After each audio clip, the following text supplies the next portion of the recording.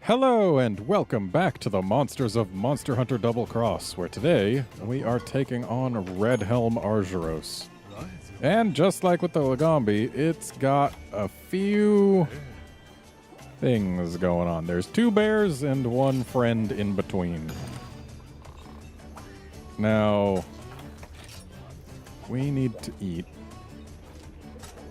And actually, I'm going to go ahead and use a gourmet voucher. Mainly because that way we can get this electric res, which I'm probably going to enjoy, and we can guarantee ourselves Defender High and Sharpener, or Polisher. And our items are already set up. It is, once again, in a place where traps can't be used. So this is going to be a thing.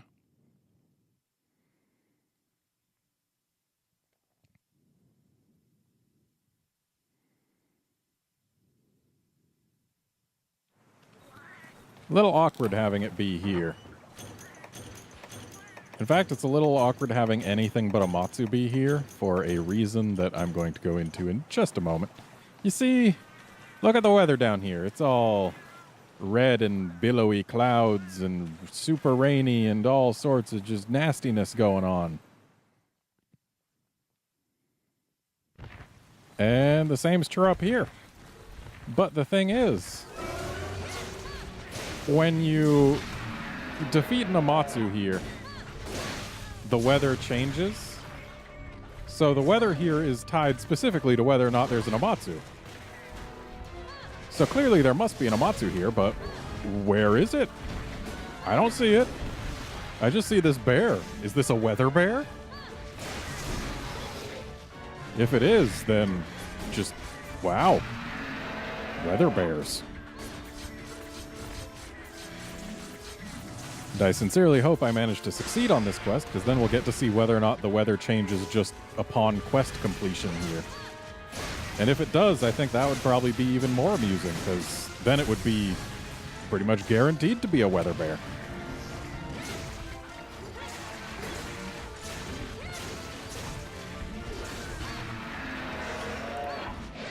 So we want to bust up his hair. That's the only thing I really care about busting. The rest of this guy, I just want to make dead. Whether or not we bust his claws, I don't care. It's just his hair. Which is fine because his head isn't among his most durable locations, whereas his claws actually are. And in fact, his butt is his weakest spot. So basically, we're going to be going for his head until it breaks, and then we'll be just focusing on the butt.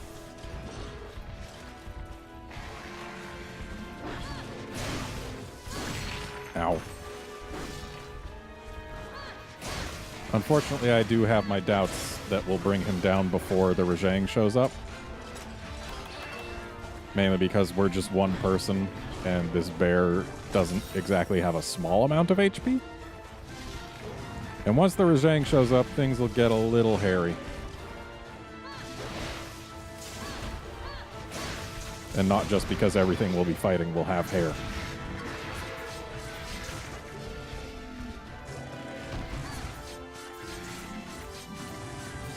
The thing about this bear, it does fairly high damage, and it does have auto stuns. And getting stunned when there's a furious Rajang, not just any Rajang, a furious Rajang in the area, is a great way to get yourself killed.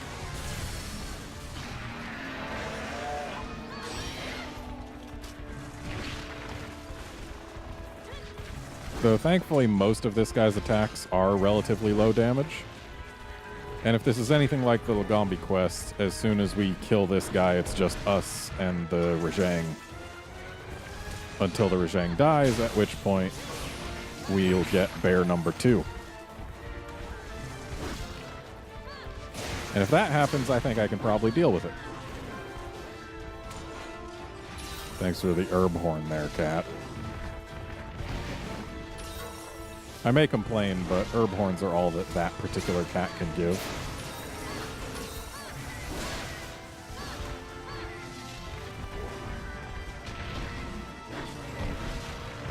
When you come here and fight Amatsu here, there's a little ledge here. Did that come pre-broken, or did I just not pay attention to when it broke? That butt stomp, if it hits you, is an auto stun, provided you're susceptible to stun and don't have anything that either reduces or gets rid of the incidence of stun. So we are now stun immune for a little while, so that'll help.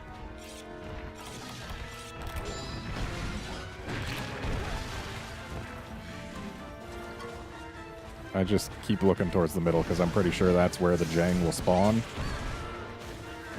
And I kind of want to be in the know when it happens. Because just sudden Rajang is usually not gonna lead to quest success. Getting surprised by a Jang.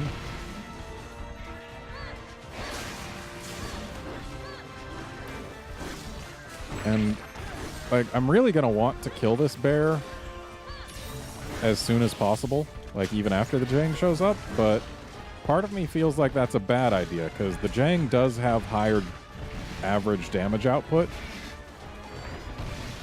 and also the Jang has lower max health, and its entire body is a cut weak zone, except for when it pumps up. So there's definitely some reasoning behind going for the Jang first. But then again, this one we've been working on it, so it might actually end up being, well, it will likely end up having less health when the Jang shows up. So going for this thing would probably end up being the better idea. It's just the Jang having such high damage output could cause problems, especially because it's also got ranged damage output, which is something that this bear can't boast.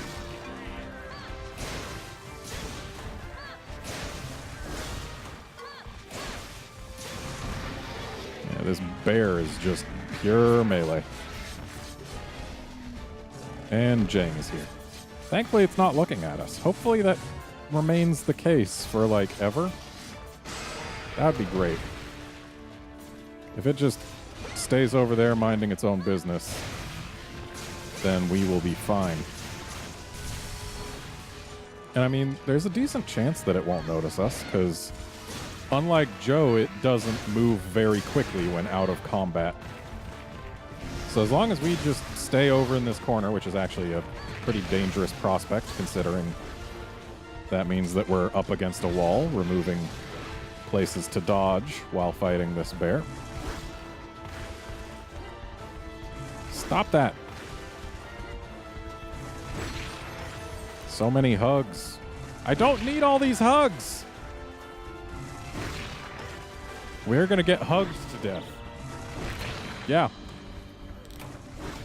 I should have used one of my dash juices. Because now we're going to have to walk past Jang to get to the bear. And that's one of the things I really just don't like about this bear. If it hugs you once, it is extremely likely to try and hug you again. And that means that if you dodged the first hug, well, you're just going to have to keep dodging hugs. If you're against a wall, you can't dodge clear of the hug. Or at least not clear of the next hug. So, yeah, we're going to have some issues here. Because now we got to go past Jang. Yep, we've been noticed. We've been noticed. And I perhaps should have waited a little bit longer since my meal to actually get this recording started. Hi, Jang. How's it going? Yeah, Jang covers distances faster, has ranged abilities, does higher damage. The Jang is definitely the bigger threat here, but it probably also has the lower HP of, or the higher HP of the two, rather. No, bear, leave me alone. Thankfully, the Jang is going for our cats right now, which helps. Dang it.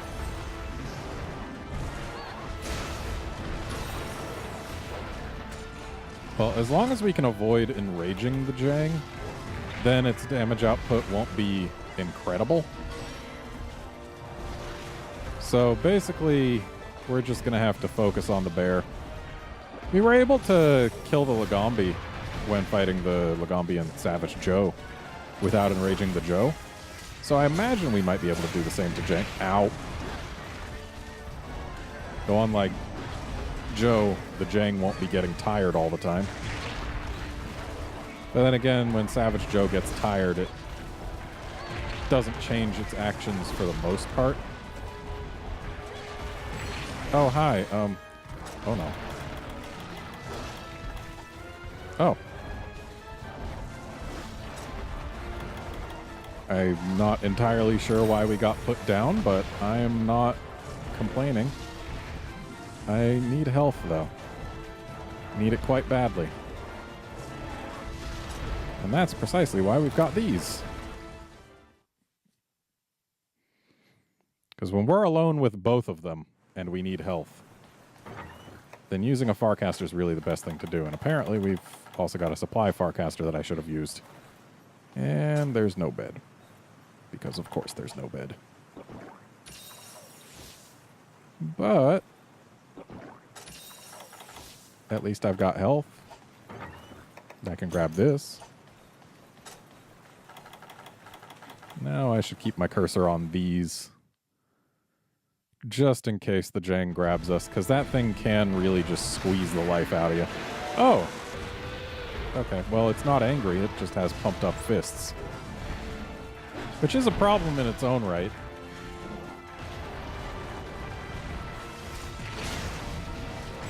Pumped up fists do more damage than non-pumped up fists.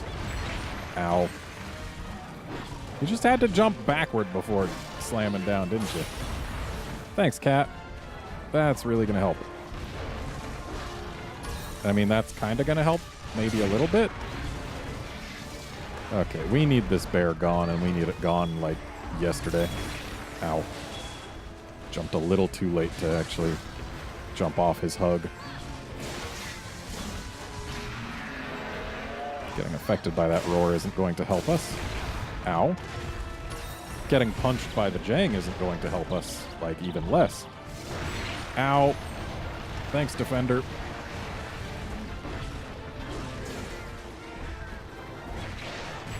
Okay, we're dead.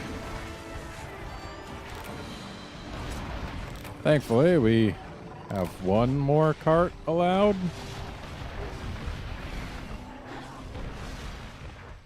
Yeah, this isn't going well.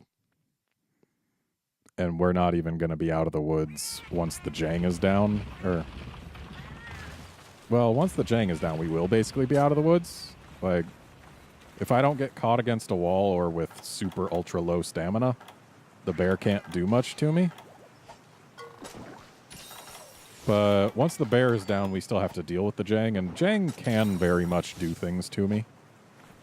So I'm going to go infinite stamina for a little while here. And hopefully we'll pull success out of this. That would be nice.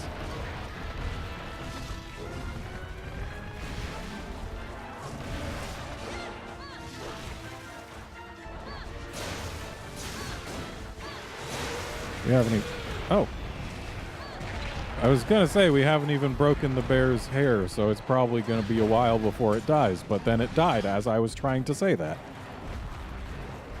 So... I want to carve it, but I also don't want the Jang to punch me too hard. Unfortunately, Jang, like, unique among monsters, seems to have a pretty good idea of where you are even after it's been blinded. I can't tell you how many times I've seen a blinded Jang fire its electro beam straight at me. But in this case, it looks like the blind is doing good work for us. So now we got to get this guy on out of here. Ow.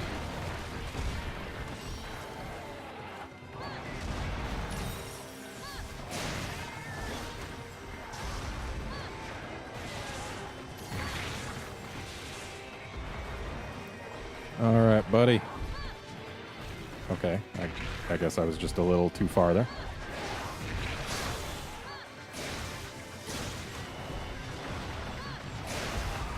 There's the ride we want. Now, ideally, I do want to break both of this guy's horns just because they're breakable. And you can get good stuff for breaking them. But honestly, as long as he dies, that's fine by me. Still going to be going for the horns, though, because unless the arms are pumped up, it's not like going for any other part of him is going to be that much better.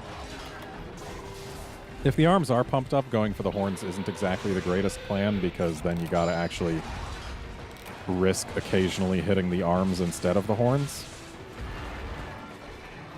But when the arms are not pumped up, what have you got to lose? Because if you hit the arms, oh no, you're hitting another spot that is vulnerable to weakness exploit. Because again, his entire body is a weak X hit zone. Oh boy, I got a tear. That was so worth going for. And I should really have dung bombs at the ready. Because again, if I get grabbed, I get the life squoze out of me. And getting the life squoze out of you hurts. Of course, it also hurts to just have him kind of run at you. Or punch you. That also hurts. Yeah, I should have used my dash juice sooner. Why is the rain only falling like on this particular spot? It seems that it only falls on particular spots. That's kind of weird. But hey, we did kill one bear. It's just like the other bear, but like hairier, and it's got a mohawk and redness. Wow, it was a small one.